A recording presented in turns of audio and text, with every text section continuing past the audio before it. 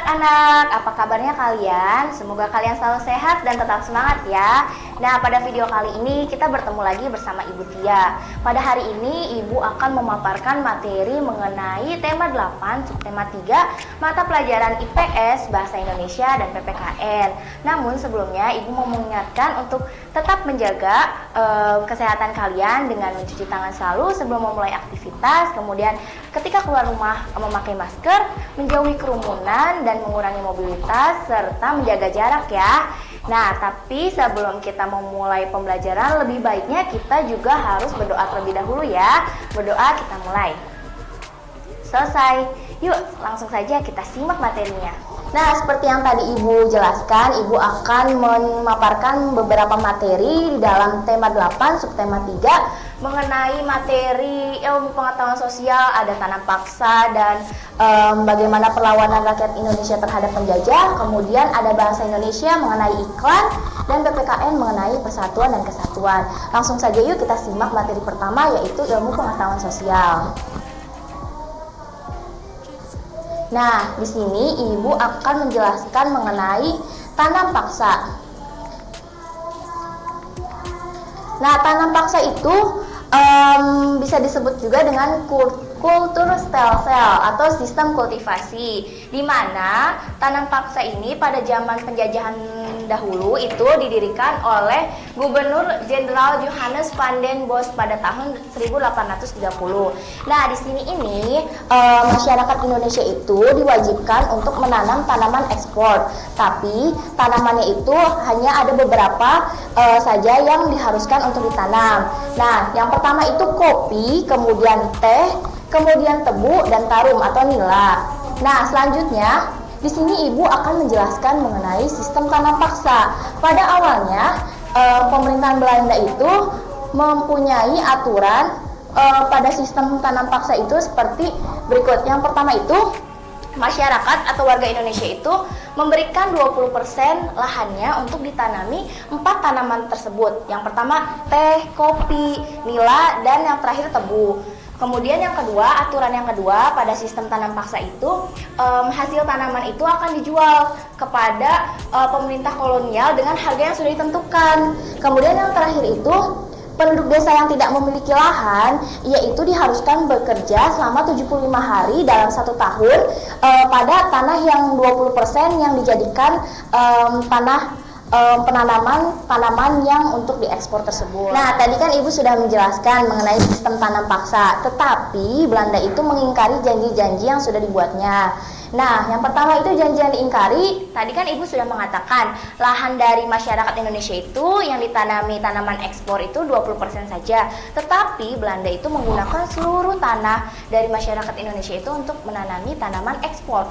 Terus yang kedua itu tanaman yang sudah ditanami tersebut tadinya kan harganya disepakati antara kedua belah pihak. Ternyata hanya Belanda saja yang bisa menentukan harga dari tanaman-tanaman yang sudah ditanam oleh masyarakat Indonesia. Kemudian pengingkaran janji Belanda kepada masyarakat Indonesia mengenai sistem tanam paksa itu, wilayah yang digunakan untuk kultur stel-sel atau tanam paksa itu tetap dikenakan pajak. Padahal sistem yang pertama itu jika kita sudah menanam lahan kita dengan tanaman ekspor tersebut, kita tidak harus membayar pajak kembali. Namun Belanda mengingkari hal tersebut. Nah, yang terakhir itu harusnya yang tadi warga yang tidak memiliki lahan itu kan hanya bekerja selama 75 hari saja dalam 1 tahun.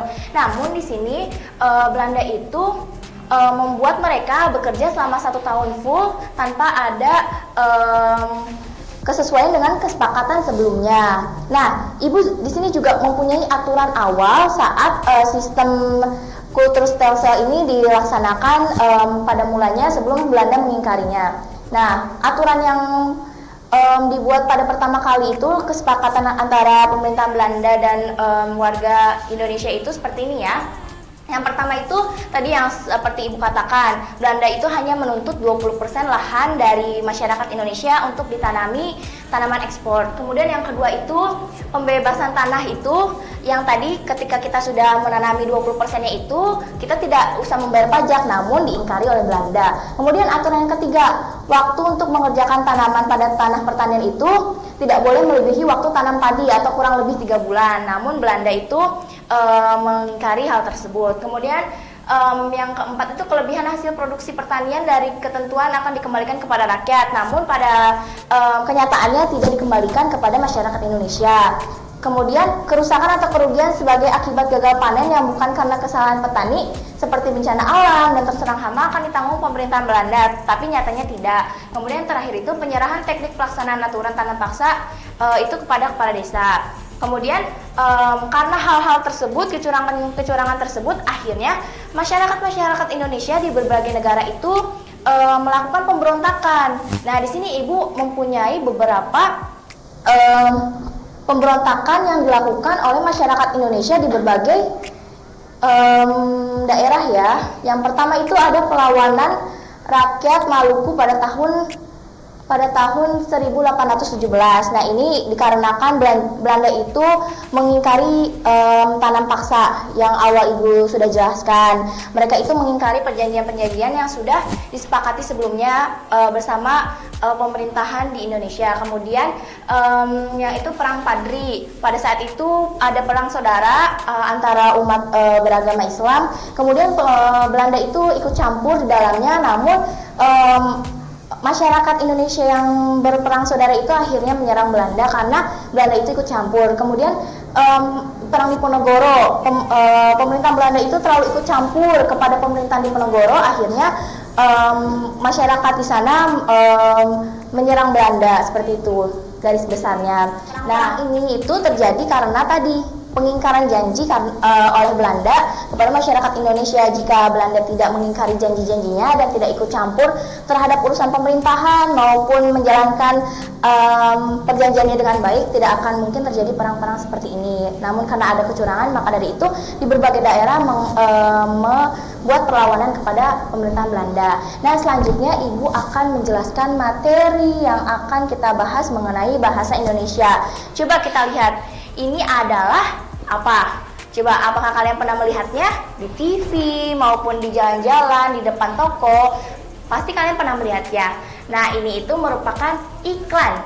Kira-kira kalian tahu tidak sih apa makna dari iklan itu sendiri? Kalau misalnya kalian belum mengerti, Ibu akan menjelaskan makna dari iklan itu sendiri terlebih dahulu ya. Nah, lihat, ini pasti kalian pernah lihat ya, kalau tidak di supermarket atau pusat perbelanjaan, di televisi, kalian pernah melihat juga di toko-toko kecil.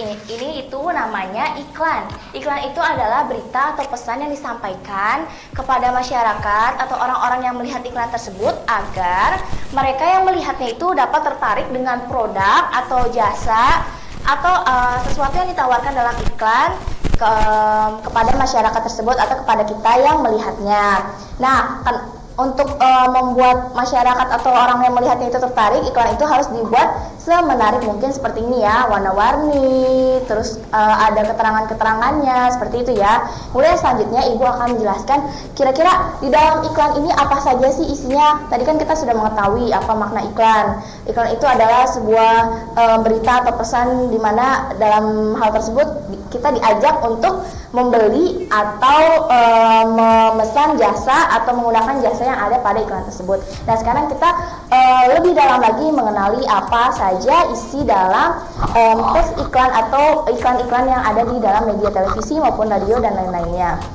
Nah, coba ya perhatikan gambar salah satu iklan yang Ibu tampilkan ya. Coba kita lihat di sini, di dalam isi iklannya itu ada namanya. Nama iklannya itu Master Cheese Pizza. Produknya itu Master Cheese Pizza. Pertama, kalau dalam iklan itu kita harus menampilkan nama produk atau nama jasa yang akan kita tawarkan. Kemudian kita lihat juga ada gambar-gambar produknya. Kenapa sih Bu harus ada gambar? Biar yang melihat iklan kita itu tertarik dengan apa yang kita tawarkan. Oh, begini ya bentuk bendanya. Oh, begini ya bentuk minumannya atau makanannya. Kemudian selanjutnya di sini juga ada keterangan waktu. Kapan promo itu atau barang yang ditawarkan itu sedang berlangsung, seperti itu ya. Kemudian kita lihat lagi, di sini juga ada alamatnya. Jadi ketika kita menawarkan suatu produk atau jasa juga kita memberikan keterangan alamat untuk orang-orang yang melihatnya itu bisa sampai ke tempat yang diharapkan pembelian barang atau jasanya. Kemudian warna-warna yang menarik. Nah, karena tujuan iklan itu menarik perhatian, maka dari itu saat kita membuat iklan atau menampilkan video, menampilkan iklan dalam bentuk video, kita harus memberikan warna-warna yang menarik agar orang-orang yang melihatnya itu ikut tertarik dan mau melihat iklan maupun video iklan yang kita berikan. Nah, selanjutnya ada harga juga. Kenapa sih Bu harus dikasih harga? Biar yang melihatnya itu tahu, oh harganya segini, murah ya, mahal ya. Nah, harga tersebut juga menentukan bagaimana sih orang akan tertarik atau tidak pada iklan yang kita tampilkan atau berikan. Nah, selanjutnya iklan itu tidak hanya ada satu ya, seperti yang tadi Ibu katakan, iklan itu ada yang bisa ditampilkan melalui video maupun pamflet ataupun brosur. Nah, tadi sudah Ibu sampaikan sebelumnya ya, bahwa iklan itu tidak hanya melalui media kertas saja, melainkan banyak media yang bisa disampaikan untuk mempromosikan iklan tersebut. Nah, di sini Ibu akan memaparkan materi mengenai jenis-jenis iklan yang bisa kita ketahui ya. Yang pertama itu, iklan itu bisa dibagi berdasarkan sifatnya. Nah, berdasarkan sifatnya itu iklan dibagi menjadi dua, iklan niaga atau mengenai jual beli makanan, barang atau produk, kemudian iklan layanan masyarakat seperti pemberian edukasi kepada masyarakat, seperti contohnya itu mengenai anti narkoba atau iklan lingkungan hidup. Kemudian ada jenis iklan yang lainnya. Nah, iklan selanjutnya itu berdasarkan isinya.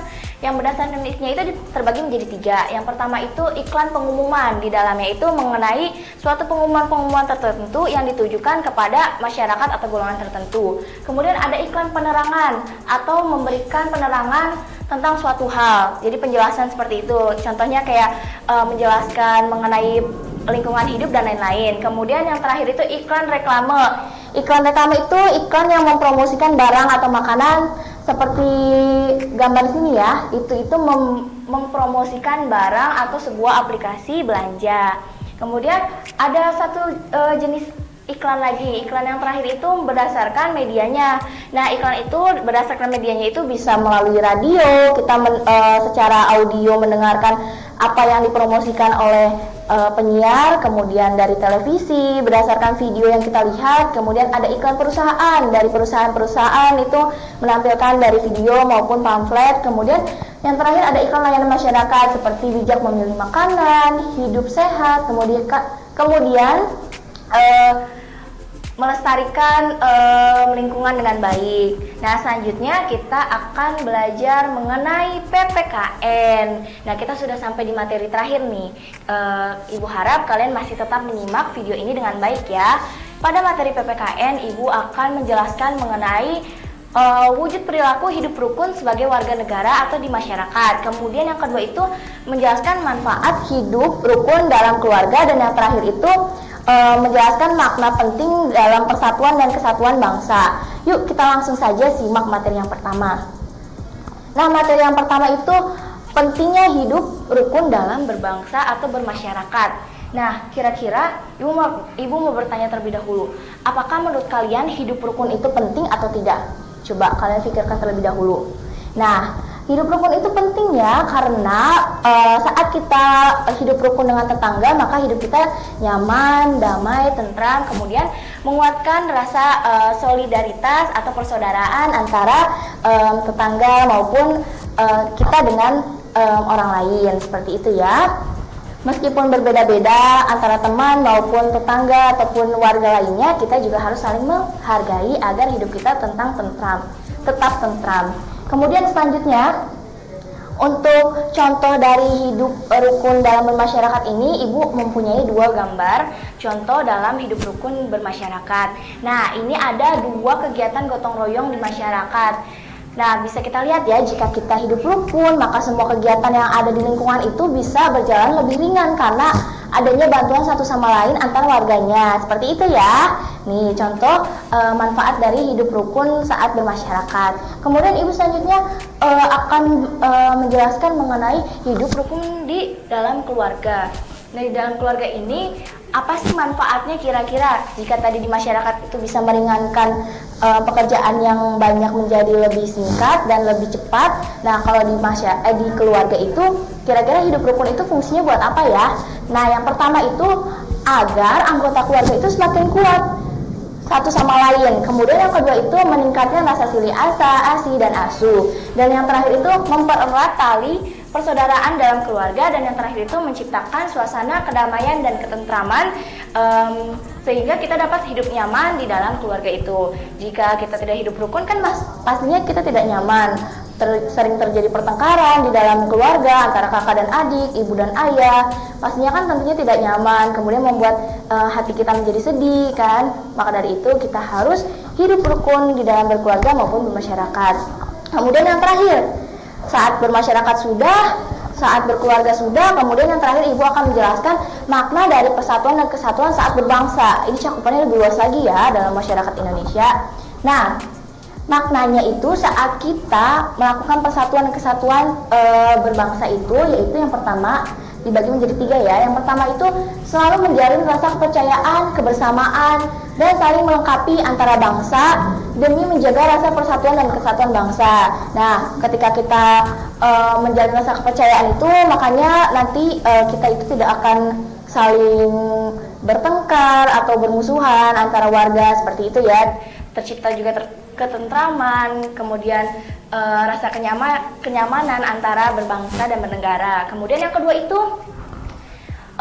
agar maknanya lebih baik lagi, kita itu harus saling menghargai antara warga negara, antara teman. Misalkan dia sukanya musik, kamu sukanya bernyanyi, atau kamu sukanya menari, itu kita tidak boleh saling mengejek. Kita harus saling menghargai apapun pilihan yang ia pilih, seperti itu ya. Kemudian yang terakhir itu selalu menjalin rasa kekeluargaan, persahabatan, saling tolong-menolong, serta nasionalisme antar bangsa yang dapat menjaga persatuan dan kesatuan bangsa. Nah, tentunya jika kita menerapkan selalu menjalin rasa kekeluargaan, maka akan tercipta hidup nyaman dalam berkeluarga, bermasyarakat, maupun berbangsa dan bernegara antara warga negaranya. Nah, cukup sekian ya pemaparan materi dari Ibu. Nanti jika ada pertanyaan atau masih ada yang belum dimengerti, boleh tanyakan langsung kepada Ibu melalui WhatsApp ya. Kurang lebihnya Ibu mohon maaf. Wassalamualaikum warahmatullahi wabarakatuh.